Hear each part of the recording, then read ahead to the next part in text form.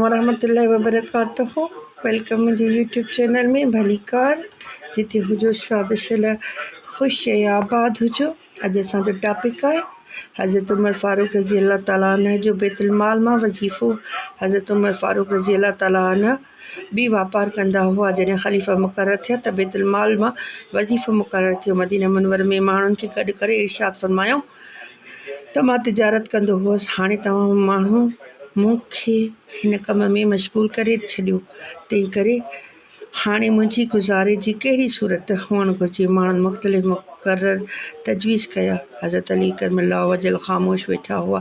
हज़रत उमर रज़ी अल्लाह ताला ने दरियात फ़रमायो, अवां चयो छा राय आहे? पाण रज़ी अल्लाह ताला ने फ़रमायो, विचड़े नमूने जेको तव्हां ऐं तव्हांजे घर जे भातियुनि जे लाइ काफ़ी हुजे। हज़रत उमर फ़ारूक रज़ी अल्लाह ताला ने हुन जे लाइ खे पसंदि फ़रमायो ऐं क़बूल करे विछड़े मिक़दार मुक़ररु कयो। उन खां पोइ हिकु दफ़े हिकु मजलिस में जॾहिं ख़ुदि हज़रत अली करमल्लाहु वजह बि हो, जॾहिं हज़रत उस्मान रज़ी अल्लाह ताला न, हज़रत ज़ुबैर रज़ी अल्लाह ताला न, हज़रत तलहा रज़ी अल्लाह ताला न बि शरीक हुआ, उहो ज़िक्र निकितो त हज़रत उमर रज़ी अल्लाह ताला जे वज़ीफ़े में वाधारो करणु घुरिजे। जो गुज़र सफ़र में तंगी थिए थी, पर ख़ैन अर्ज़ु करण जे कंहिं में हिमत न हुई। उन करे संदसि नियाणी हनीफ़ा रज़ी अल्लाह ताला जेका हज़ूर पाक सल्लल्लाहु अलैहि वसल्लम जिन जे घर वारी हुअण करे उम्मुल मोमिनीन पिणु हुई, जी ख़िदमत में ही सभु सॻोरा हाज़िर थिया ऐं उन जी मार्फत हज़रत उमर रज़ी अल्लाह ताला खां इजाज़त ऐं राय मालूम करण जी कोशिशि कयाऊं। वधीक उहो बि ताक़ीद कयाऊं त असांजा नाला खेनि मालूम न थियनि। हज़रत हनीफ़ा रज़ी अल्लाह ताला अन्हा जॾहिं हज़रत उमर रज़ी अल्लाह ताला सां उहो ज़िक्र कयो त संदसि चहिरे ते गुस्से जा आसार ज़ाहिर थिया लॻा ऐं हज़रत उमर रज़ी अल्लाह ताला अन्हा मालूम करे चाहिया, पर हज़रत हनीफ़ा रज़ी अल्लाह ताला अर्ज़ु कयो त पहिरियां अवां जी राय मालूम थिए।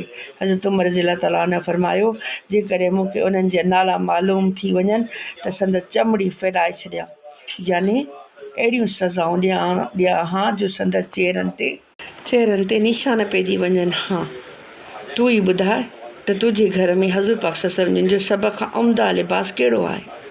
उन अर्ज़ु कयो त ॿ कपिड़ा घेरो रंग जा जेके हज़ूर पाक सल्लल्लाहु अलैहि वसल्लम जिन जुमे जे ॾींहुं या कंहिं वफ़द जे अचण वक़्तु पहिराईंदा हुआ। पोइ फ़रमायाऊंसि त तो वटि कहिड़ो खाधो सुठे में सुठो खाईंदा हुआ? अर्ज़ु कयऊं त असांजो खाधो जव जूं मानी हूंदी हुई। असां हिकु दफ़े गरम गरम मानी ते दॿे जी तड़ीअ जी सणभ जो मख ॾिनो। हज़रत पाक सल्लल्लाहु अलैहि वसल्लम जिन ख़ुदि बि उन खे मरी सां खाई रहिया हुआ ऐं ॿियनि खे